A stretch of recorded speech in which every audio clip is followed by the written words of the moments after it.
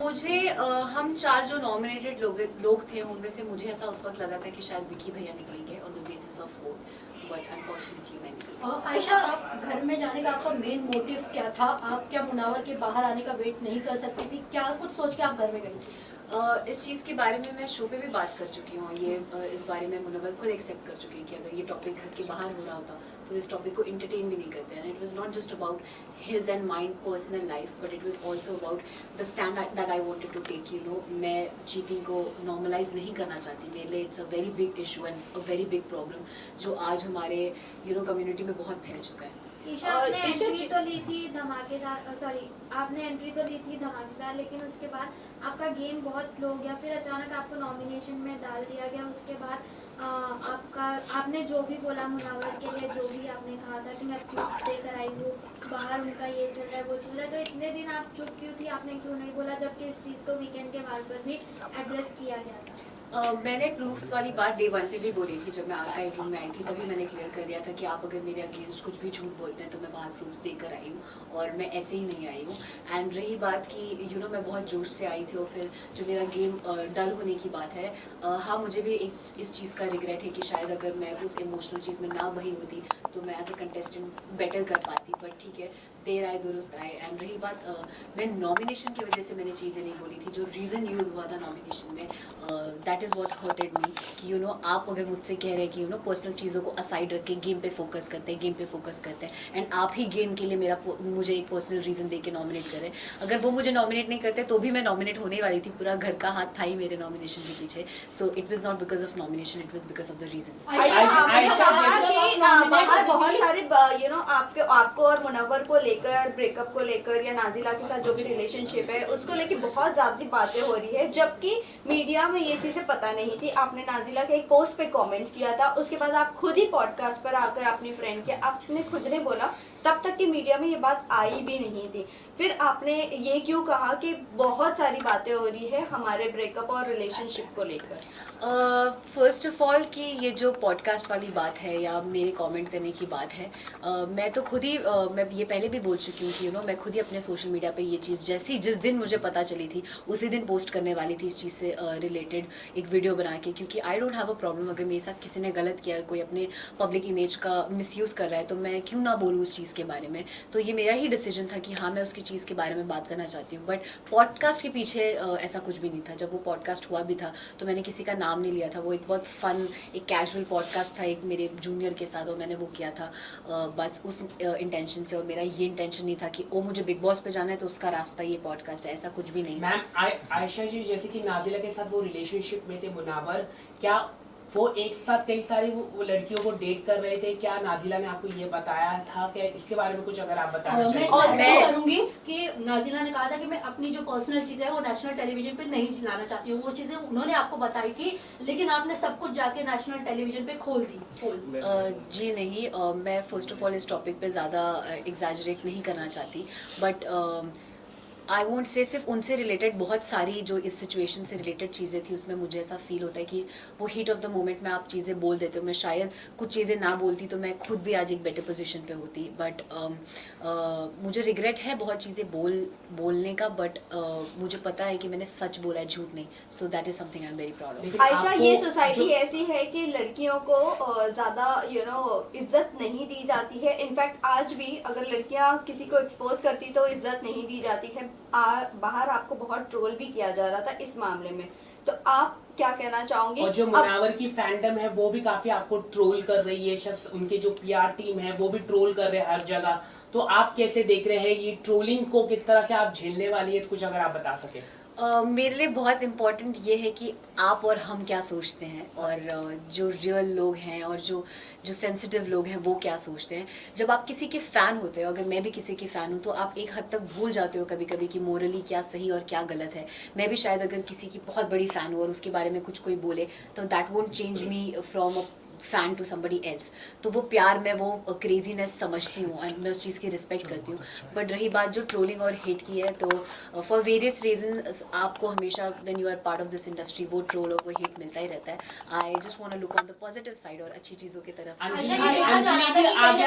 अंजलि अरोड़ा ने भी आगे आके बोला है कि इस तरह के स्टेटमेंट दिया है कि जिस तरह से आपने कहा कि लव गेम म्यूजिक वीडियो, उसी तरह से उन्होंने भी यही कहा है, स्टेटमेंट दिया है कि लड़कियों को इस तरह का फंसाते हैं मुनाबा फारूकी. तो आप क्या कैसे देखते हैं? कई सारी महिला है जो आगे आके उनको बोलना चाहिए जिस तरह से आपने बोला है. हाँ, मतलब मैं अगर इस चीज़ में, मुझे ऐसा लगता है अगर मैं इस चीज़ में ये स्टैंड ले रही हूँ, तो अगर किसी को फील होता है कि उनके साथ भी गलत हुआ है, and it's not just in context of Munawar, किसी और लड़के के भी टूवर्ड्स या किसी और ने भी उनका गलत किया है, तो आई थिंक आपको उस चीज़ के बारे में बात करना चाहिए. You should be vocal about it. Ayesha, ये देखा जाता था कि जब आप नॉमिनेट होती थी तब जो है आप मुनावर से लड़ती थी. उससे पहले आपका और मुनावर का रिलेशन सही होता था, लेकिन जैसे ही बारी नॉमिनेशंस की आती थी आप लड़ना शुरू कर देती थी. इस पे क्या कहना? अगर मुझे गेम का इतना ही क्रेज होता तो शायद वो जो मुझे नॉमिनेशन और इन्हीं चीज़ों से फ़र्क पड़ता, तो वो जो मेरा 10 दिन का पीरियड था जिसके वजह से मेरे बाकी घर वालों से रिश्ते ख़राब हुए, मैं वो ना करती और मैं इमोशंस में ना बहती. बट मेरे लिए उस वक्त बहुत ज़्यादा ज़रूरी था कि मैं क्या फ़ील कर रही हूँ और क्या नहीं, रादर देन मैं नॉमिनेट हो रही हूँ या नहीं, या मैं क्या कर रही हूँ, गेम में कैसे जा रही हूँ वगैरह वगैरह. आयशा, क्या ये प्लान था? बिकॉज आपके और मुनावर के बीच में हमने कई सारी कन्वर्सेशन सुनी है कि आप परफेक्ट बिग बॉस मटीरियल हो, तो क्या यही सब सोचकर आपने बिग बॉस के घर में एंट्री ली थी? नहीं, I take this as a compliment अगर किसी को लगता है कि मैं एक बिग बॉस मटेरियल हूँ. बट नहीं, मैं ये सब सोच के घर नहीं आई थी कि और I think middle class families में तो ये लोगों को पता ही होगा. हम आम घर में भी जब जो फैमिलीज बिग बॉस देखती है, हम घरों पे भी कमेंट करते हैं कि मेरी बेटी तो एकदम मतलब बिग बॉस जाएगी तो आग लगा देगी टाइप्स. तो वो वैसा सॉर्ट ऑफ कमेंट था, एंड नॉट कि उस एक कमेंट की वजह से मैं ये डिसीजन ले लूँ कि मुझे बिग बॉस करना है. आयशा, देखा जा रहा था कि विकी भैया जो है वो आपको गलत तरीके से टच कर रहे थे, बट आपने उस चीज़ पे स्टैंड नहीं लिया. अगर वहाँ पे देखा जाए तो वो बहुत ही गलत तरीके का टच था. बिल्कुल भी नहीं. और आई थिंक जैसा आप सब देख चुके हैं कि मैं बहुत वोकल हूँ मेरे साथ जो सही होता है और सही जो गलत होता है उसको लेकर. और अगर मुझे 1% भी 0.1% भी फील होता कि विकी भैया का टच या उनका मेरे टुवर्ड्स कंडक्ट जो है वो गलत है या उनके इंटेंशंस गलत है, तो मैं उसी वक्त उनको रोकती और वहीं शो पे उनको उस चीज़ के ऊपर कॉल आउट करती. बट ऐसा बिल्कुल भी नहीं था. मैंने कभी भी ऐसा फील नहीं किया है कि उनका जो मेरे टुवर्ड्स बिहेवियर है या जो उनका मेरे टुवर्ड्स जो टच है या कंडक्ट है वो गलत है. He is not the kind of person जो पोर्ट्रे हो रहा है या जैसे वो लग रहे हैं. आयशा, ये भी जानना चाहेंगे, आप जब घर में गई थी, आपने कहा था कि आपकी मम्मी मनारा को बहुत ज़्यादा पसंद करती है. क्या आपकी मम्मी अब भी मनारा को बहुत पसंद करती है? क्योंकि उन्होंने जिस तरह से आपका बॉडी शेम किया है, जिस तरह से आपके कैरेक्टर पर उछाला है कीचड़, और आपको उन्होंने चीप तक का कहा है, क्योंकि जब आप मनारा से बात करती थी और तुरंत सेकंड में आप जाकर अगर मुनव्वर से बात करती थी, उनको लगता था कि आप चीप हो.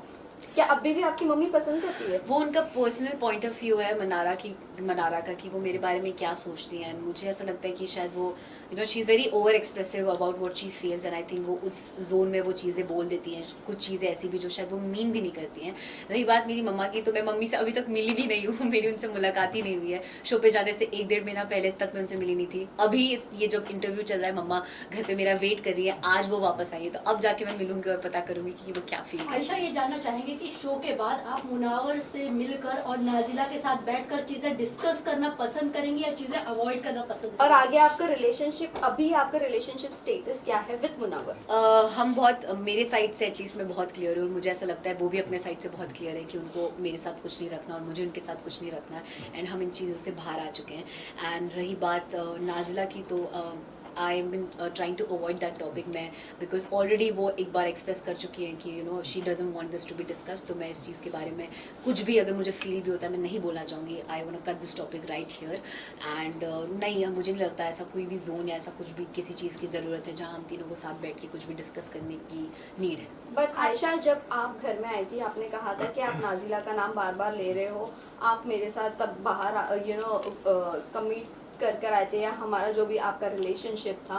बट वहीं मैं बात करूँ, आप जिसके लिए अंदर गई थी फाइट करने के लिए, अपने लिए भी और नाजिला के लिए भी, उन्होंने आपको अनफॉलो भी कर दिया इंस्टाग्राम से, और आपने भी इनफैक्ट उन्हें अनफॉलो कर दिया, और वो बाहर आपके लिए भी स्टैंड नहीं ले पा रही है.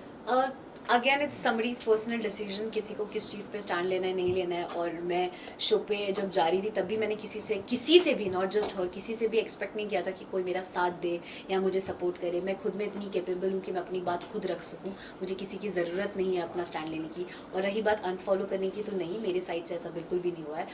मैं तो थी भी नहीं, जब मैं वापस आई तब मैंने देखा, तो आई एम श्योर उनको सर्टन चीज़ों का बुरा लगा होगा और उन्होंने अनफॉलो किया होगा और फॉलोअर से भी रिमूव कर दिया। ऑल्सो आयशा, ये भी आयशा, आ रही है एक कि सवाल मेरा नाजिला है कि- डबल डेट भी कर रही थी। अब वो उन दोनों के बीच की बात है, वो मुनव्वर बेटर बता पाएंगे आपको। आयशा, आयशा, मुनावर को लेके ये भी आ रहा है कि उनके बच्चों को लेकर काफी बात आ रही है कि नाजिला उनके बच्चों को हैंडल नहीं कर पा रही थी, वो बोर्डिंग स्कूल में भेजना चाहती थी। इस ये कितनी बात सच्चाई है आप खुद बता सकती है। और दूसरी बात, एंड ये भी है कि आपने ये कहा था कि हाँ मैं उनके बच्चे के साथ उनको एक्सेप्ट करने के लिए तैयार हूँ, इस बात में कितनी सच्चाई है? पहला जो आपका सवाल था उस पर अगेन आई फील ये मुनव्वर के साइड से कही हुई बात है, तो उसका जस्टिफिकेशन वो ज़्यादा बेटर दे पाएंगे कि what is actually the truth. And जो सेकंड सवाल आपका है कि मैंने क्या एक्सेप्ट किया था, मैंने कुछ एक्सेप्टेंस या ऐसी चीज़ नहीं थी, बट मेरे साइड से आई नॉट जस्ट हिम, अगर कोई और भी होता तो मुझे I will never have a problem with somebody having a kid, या किसी का कुछ ऐसी चीज़ है या जो हर किसी की लाइफ में कुछ ना कुछ गलतियाँ होती है या कुछ ना कुछ हिस्ट्री होती है, तो उससे मुझे अफेक्ट नहीं करता।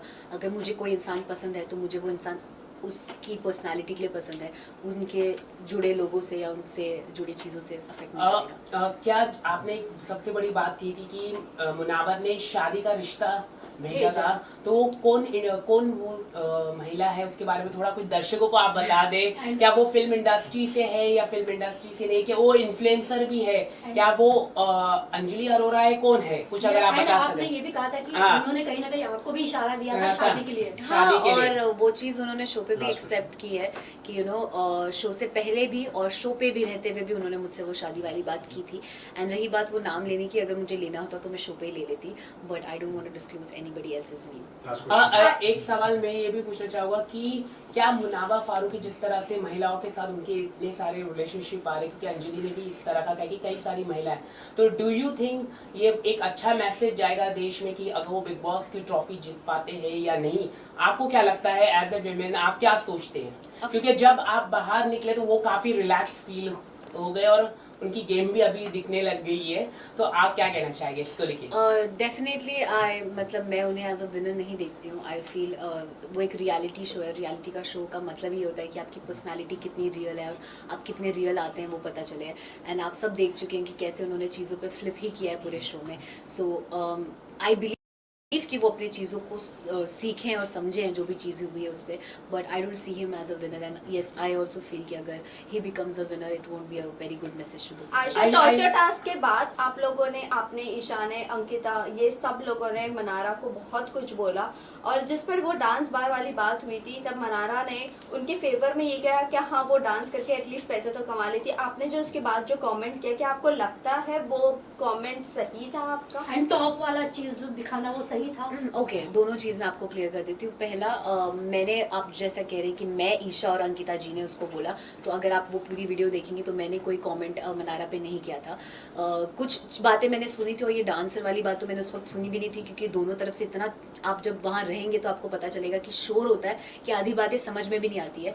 बट मैंने वो गारमेंट वाली बात सुनी थी एंड एक दो चीज़ें सुनी थी जिसपे मैंने रात में ईशा को, जब हम सो रहे थे तब मैंने उसको बोला भी था कि वो आपने एपिसोड में नहीं देखा होगा, बट अगर आप लाइव फीड चेक करेंगे तो आप देख सकते हैं, जहाँ मैंने ईशा को बोला था कि आप ऐसी बात प्लीज़ मत करिए, it's not good for you also and do not speak about this things. जहाँ वो शर्ट वाली बात है, वहाँ पे एक और बार मनारा को ही बोला जा रहा था कि जब वो मुनव्वर को वो मसालों के लिए प्रोटेक्ट कर रही थी तो वो उनके पास बैठी हुई थी, तो सब उनको चीप बोल रहे थे या वगैरह चीज़ें बोल रहे थे। तब भी मैंने बोला था कि आप ऐसे प्लीज़ किसी को, लड़की को चीप मत बोलिए, she is just protecting him as a teammate. So वहाँ पे भी मैंने स्टैंड लिया था।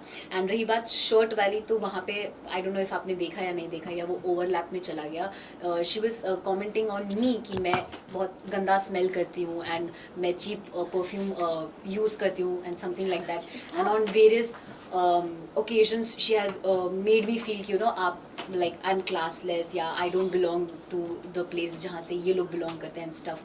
तो उस मोमेंट पे मैंने बोला कि फिर आप ये लीजिए, स्मेल कर लीजिए मुझे, जब वो बोल रही थी कि you smell bad। So it was in that sense and nothing else।